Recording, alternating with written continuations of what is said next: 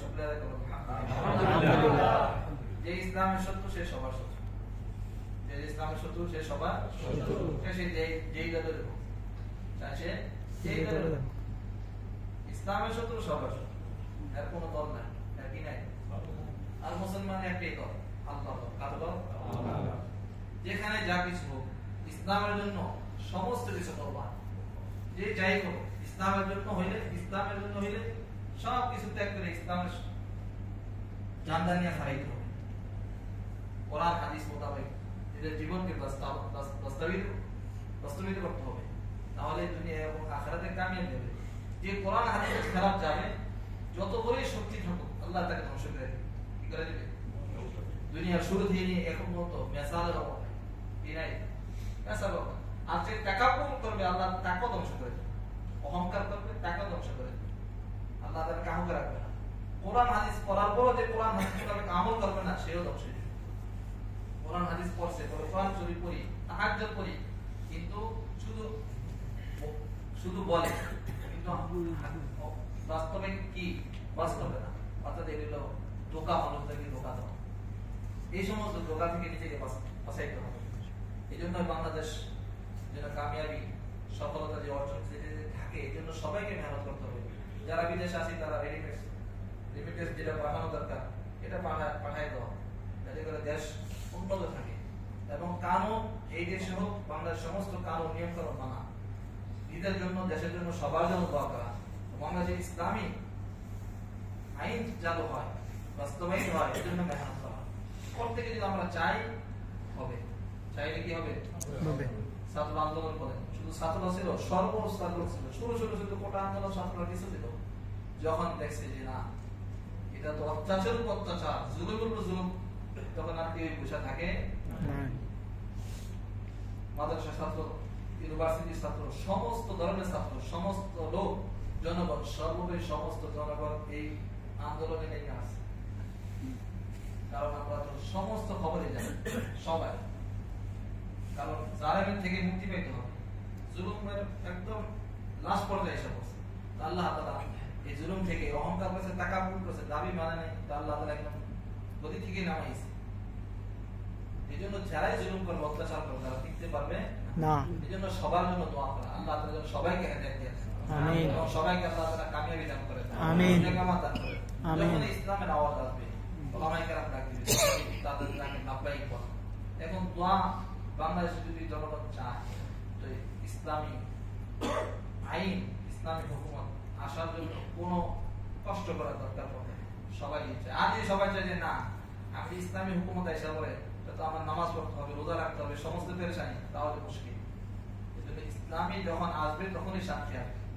ঘরে শান্তি, সমাজে এই সুদ ঘুষ, এটা মুক্ত হবে ইসলামী কানুন অনুযায়ী। এছাড়া সুদ ঘুষ আর মুক্তি হবে না। সন্ত্রাস দমন হবে যখন ইসলামী হুকুমত কায়েম হবে। যখন খেলাফত এসে যাবে, তখন সন্ত্রাস সব কিছু দূর হয়ে যাবে। তখন শান্তি, সফলতা, কামিয়াবি সব আসবে, যেরকম ভাবে সাহাবাদের জামানায় ছিল, যেরকম আল্লাহ তাআলা দান করেছেন। এই জন্য কিয়ামতের আগে তো আসবে ইনশাআল্লাহ। এই আশা আছে, আকাঙ্ক্ষা আছে।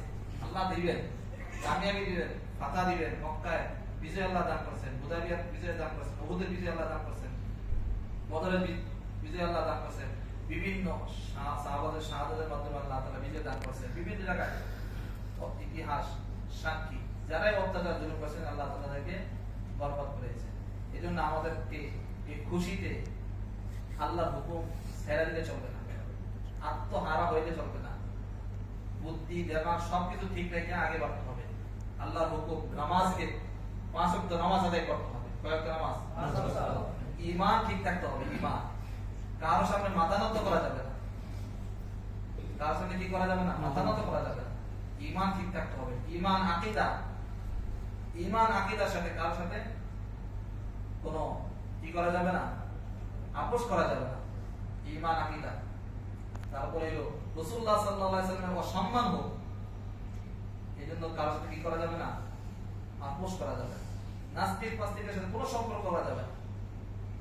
যারা ইসলামের শত্রু তারা সবার শত্রু, যারা মুসলমানের শত্রু তারা সবার শত্রু। এই সমস্ত লোকের সাথে কি করা যাবে না? আপোষ করা যাবে না। এই জন্য সবার সচেতন থাকা দরকার যে এই সমস্ত চক্রান্ত থেকে আল্লাহ তাআলা আমাদেরকে হেফাজত করেন। যখন ওলামায়ে কেরাম ডাক দিবে তাদের ডাকে কি দেওয়া? সাড়া দেওয়া, লাভবাক দেওয়া।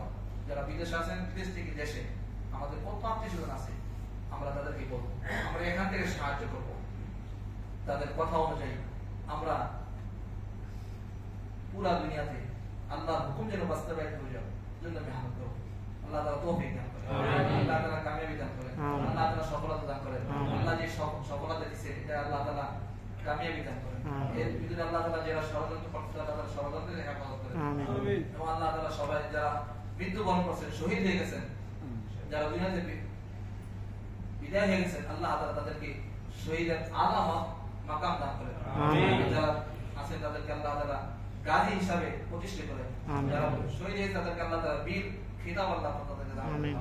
বহুত লোক শহীদ হয়েছে, আল্লাহ তাআলা যারাই শহীদ হয়েছে আল্লাহ তাদেরকে প্রত্যেককে কামিয়াবি দান করেন এবং প্রত্যেকের ফ্যামিলিকে আল্লাহ তাআলা ধৈর্য ধারণ করার তৌফিক দান করেন। আমিন। আমরা আমাদের তরফ থেকে যারা যা পারি সাহায্য করব এবং নামাজকে দ্বীনকে ছাড়বো না, মসজিদকে ছাড়বো না। মুসলমানের আসল ঐক্য হলো একসাথে থাকা। কি থাকা? আসল ঐক্য। যখন মুসলমান একসাথে থাকবে আল্লাহর সাহায্য আসবে। যখন মুসলমান বাদ হয়ে যাবে তা আল্লাহর সাহায্য থেকে আমরা দূরে চলে যাবো। এই জন্য আমাদেরকে ঐক্যবদ্ধ থাকা। কি থাকা? ঐক্যবদ্ধ থাকা। আর এটা তখন হবে যখন আমরা ওলামায়ে কেরামের কথা মানবো, শুনবো। আল্লাহ আমাদের তৌফিক দান করেন। আমিন। ওয়া আখিরু দাওয়ানা আলহামদুলিল্লাহি রাব্বিল আলামিন।